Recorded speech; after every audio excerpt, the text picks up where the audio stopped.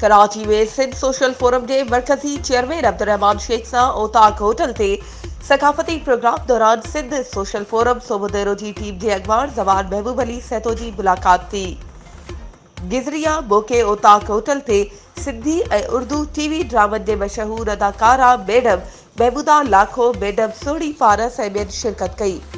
मुलाकात दौरान Sindh social forum जो चेयरमैन अब्दुर्रहमान शेख, मरकजी डिप्टी जनरल सेक्रेटरी अली डिनो सूबरो, सीनियर सहाफ़ी धरती टीवी न्यूज़ तालके सोबुदेरो जो रिपोर्टर जवान महबूब सैतो, अली मोहम्मद सरोही, इंजीनियर गुलाम रज़ा सैतो ऐं ॿिया बि मौजूद हुआ। मुलाकात में सिंध सोशल फोरम के हवाले से अहम मुशावरत पिण कई वई।